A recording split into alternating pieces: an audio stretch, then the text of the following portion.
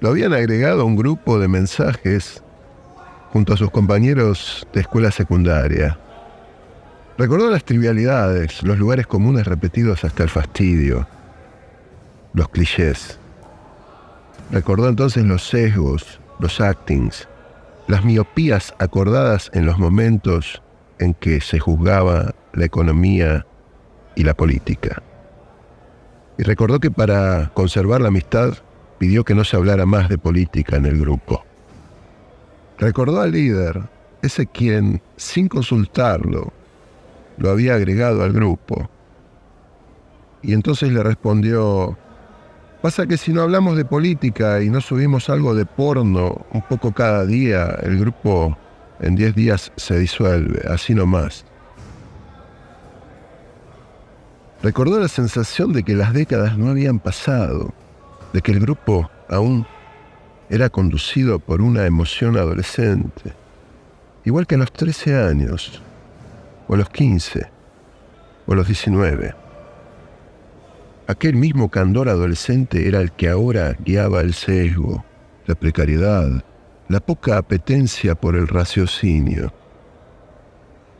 Los viejos prejuicios estaban vivos, las mismas viejas rutinas, los mismos viejos chistes eróticos. Y recordó a aquel compañero ese día en que lo interrumpió y le dijo: pasa que vos tenés ideología. Lo hizo reír porque se veía como una broma, y entonces lo chicaneó y le preguntó al compañero si él había sido pasteurizado. Pero no era una broma. El compañero lo decía serio, lo decía ofuscado, además.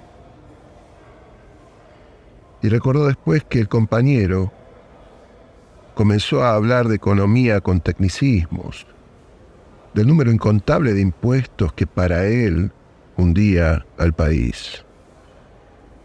Recordó que lo repetía todo del mismo modo, memorísticamente, con arrobamiento, como un miembro de una secta, como guiado por una fuerza del cielo.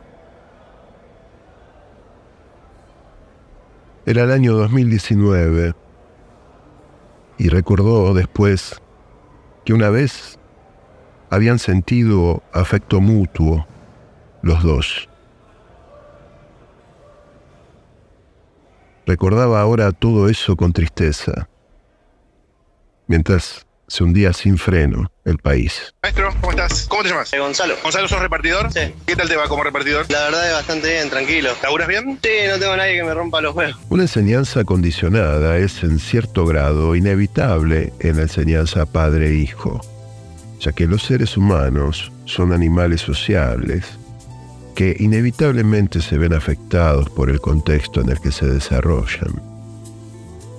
Sin embargo, esto puede ser mitigado por prácticas que favorezcan el libre pensamiento y el uso de la razón crítica, siendo la principal diferencia esta entre el adoctrinamiento y la educación. El primero, a diferencia de la educación, nunca pretende convertir al sujeto en un individuo autónomo y con juicio propio, sino que se caracteriza por la fe ciega y la ausencia de pensamiento crítico.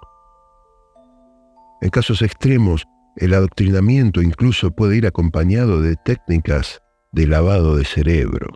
Universo, mostrame, sorprendeme cómo llega ese dinero. No tengo idea de dónde va a llegar, pero acá estoy para verlo. Buscamos en Wikipedia.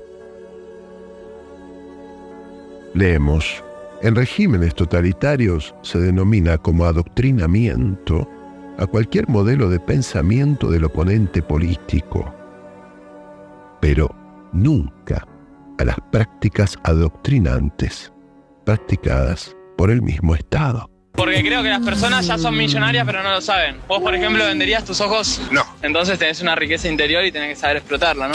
Yo pienso que el estado, para ser millonario es un estado de ánimo. El término adoctrinamiento aparece frecuentemente en los escritos de diversos teóricos sociales y analistas políticos, entre los que se puede mencionar a Noam Chomsky o Albert Einstein. Chomsky argumentó, suministrando una amplia colección de ejemplos, la existencia de sesgos sistemáticos en los medios a favor de ciertos intereses de las élites dominantes. El uso del adoctrinamiento como medio de control social es parte del modelo de propaganda expuesto por Edward Herman y Chomsky. De acuerdo con este modelo, la causa de los sesgos sistemáticos en los medios de comunicación son factores estructurales económicos. El marketing, la publicidad, las industrias de las relaciones públicas y los institutos de opinión son usados sistemáticamente para reforzar los intereses de las élites de negocios. Hola.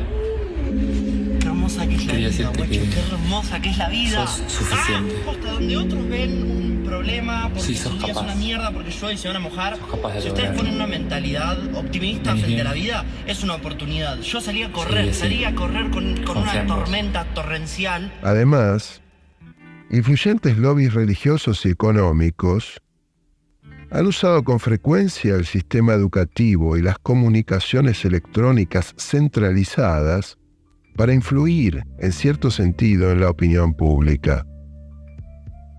Este tipo de prácticas provoca restricciones sobre el grado de democracia que puede alcanzarse, dado que la mayor parte de los ciudadanos no recibe la información necesaria para hacer decisiones racionales sobre asuntos éticos, sociales y económicos, sino más bien la que esos lobbies corporativos quieren y desean. Tenemos que hablar de tus datos, los datos que tal vez los estás compartiendo en tus redes. Cambridge Analytica, basada en Londres, usó los gustos, los hábitos y las preferencias políticas de 50 millones de personas para enviarles mensajes específicos sobre la elección. La idea de adoctrinamiento está íntimamente ligada a socialización. Sin embargo, en el discurso común, el adoctrinamiento a menudo se asocia con connotaciones negativas, mientras que la socialización funciona como un descriptor genérico que no transmite ningún valor o connotación específicos. Algunos eligen escuchar la socialización como una contribución inherentemente positiva y necesaria al orden social. Otros eligen escuchar la socialización como principalmente un instrumento de opresión social. Los asuntos de doctrina y adoctrinamiento han sido polémicos y divisivos en la sociedad humana desde la antigüedad. Lo que para uno es alimento, para otro es veneno amargo, sigue siendo pertinente. Como veis, aquí hay mucha nieve y vais a comprobar que esta nieve es puro plástico. Que nosotros somos un movimiento que tras la observación de las aves y hemos visto que ha habido cambios en patrones, por lo que creemos podrían haber sido cambiados por drones de vigilancia, ¿no? Nos siguen engañando con todo. ¿No te has parado a pensar quizás que estas estelas de los aviones estén cargadas de compuestos químicos y al fin y al cabo vayan a la atmósfera y nosotros acabemos respirando y eso sea el causante de este aumento en el número de enfermedades? Pero es el contexto político el que nos interesa.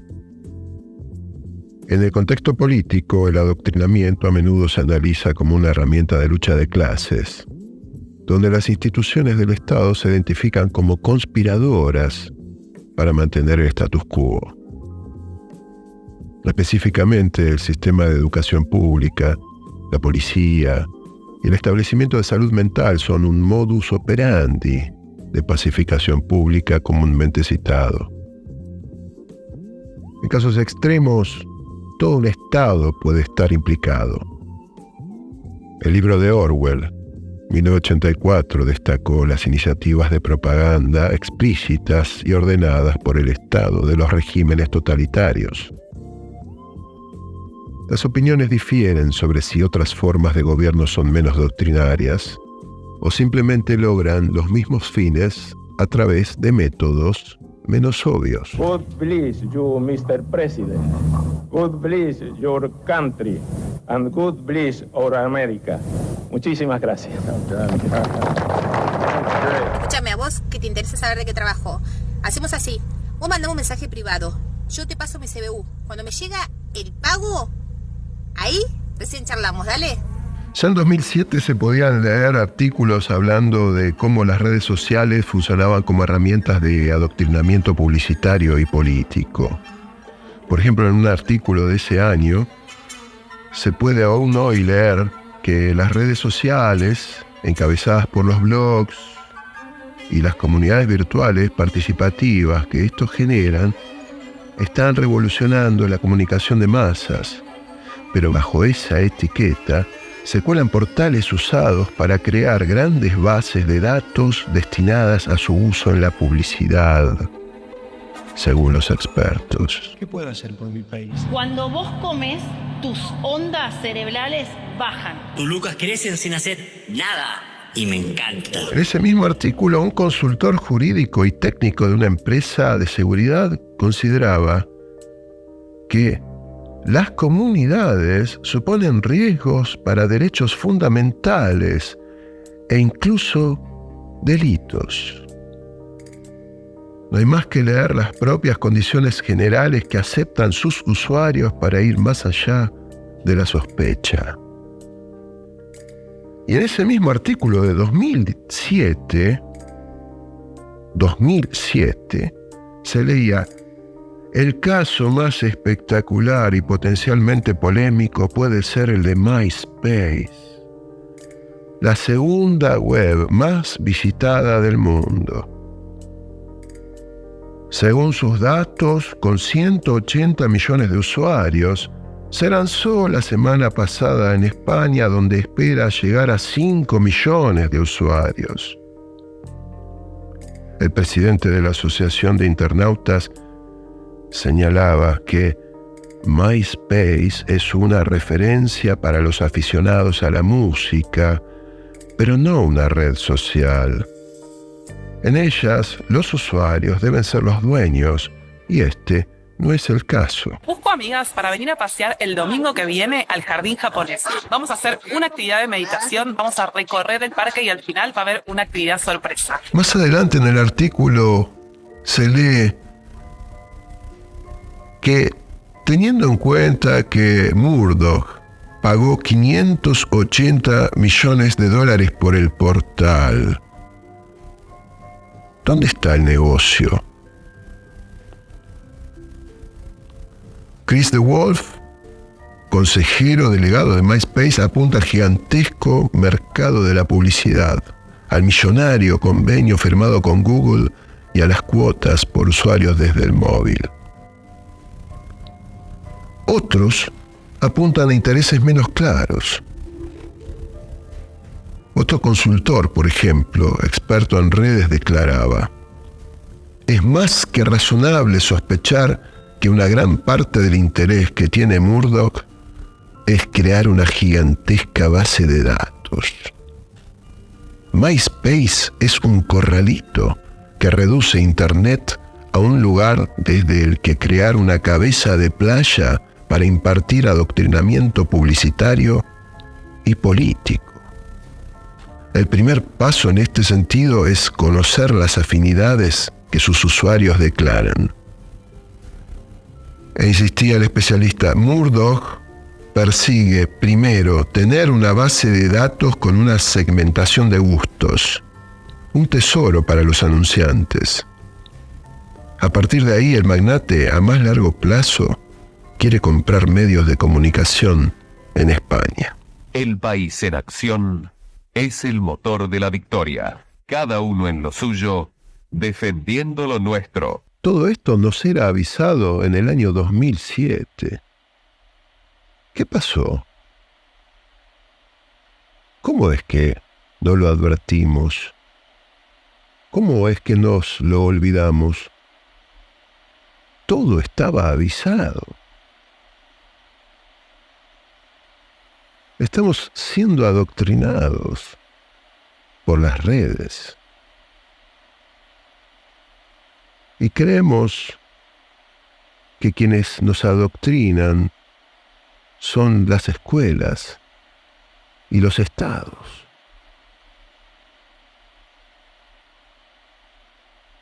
Esto no es un meme, es un podcast realizado por Juan Díaz y Gabriel Magri. Hasta el siguiente episodio. Recordó que un día lo agregaron sin razón a un grupo de mensajes, viejos tiempos de ilusión, compañeros de la escuela, clichés sin compasión, trivialidades que cansaban y un sesgo en la opinión. Parecía que el tiempo no pasaba y las décadas corrían sin cambiar nada. La emotividad guiaba, prejuicios en el aire, el país se hundía en un mar de desaire.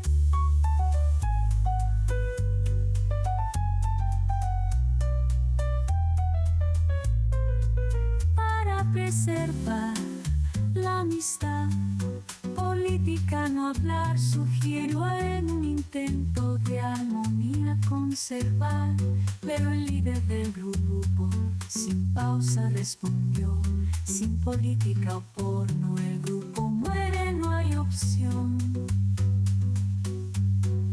Parecía que el tiempo no pasaba y las décadas corrían sin cambiar nada.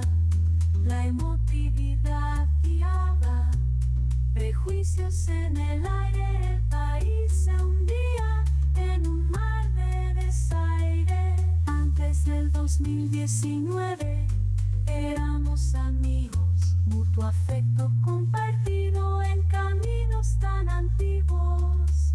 Recordó con tristeza mientras el país caía, viejas rutinas.